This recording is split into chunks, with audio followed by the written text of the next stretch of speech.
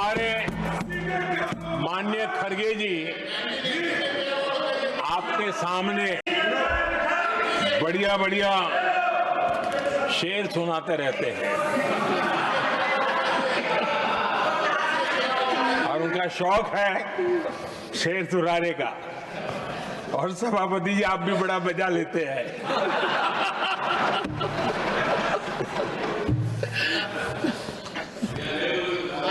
एक शेर मैंने भी कहीं पढ़ा था,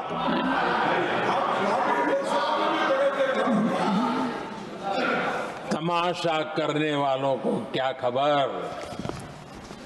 तमाशा करने वालों को क्या खबर, हमने कितने तूफानों को पार कर दिया जलाया है, हमने कितने तूफानों को पार कर दिया जलाया है। ऐसा है खड़गे जी, आपको आपके घर में तो ये बातें सुनने को नहीं मिलेगी, नहीं बताऊंगा।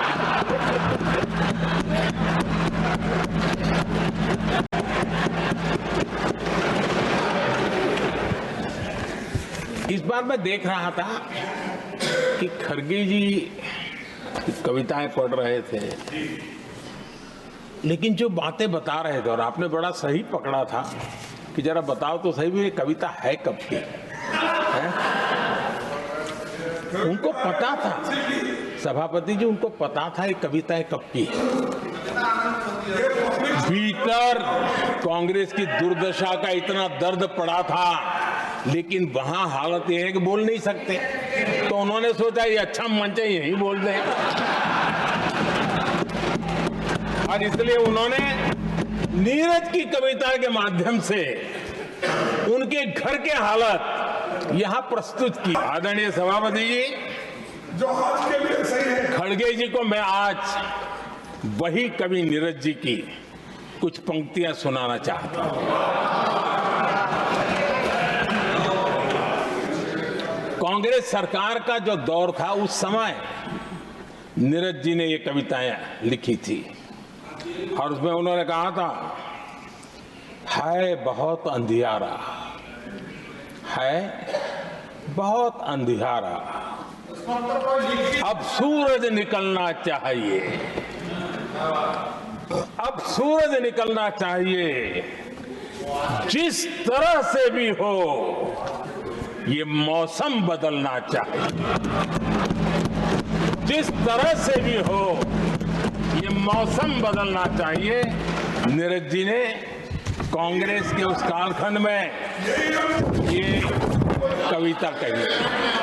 1970 में जब कांग्रेस, अरे चारों तरफ कांग्रेस का राज चलता था, उस समय नीरज जी का एक और कविता संग्रह प्रकाशित हुआ था,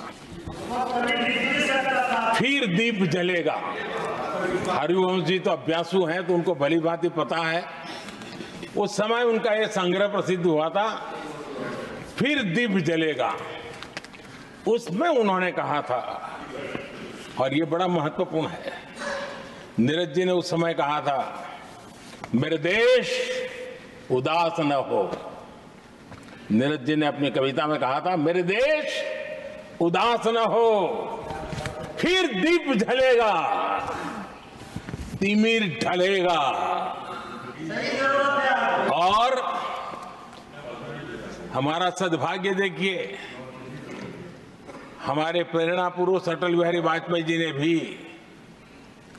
40 साल पहले कहा था,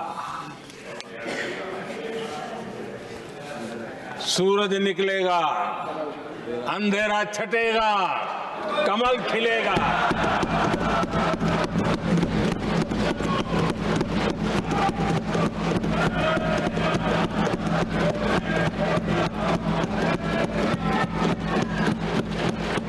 आदरणीय नीरज जी ने कहा था, जब तक कांग्रेस का सूरज चमकता रहा, देश ऐसा ही अंधेरे में रहता रहा।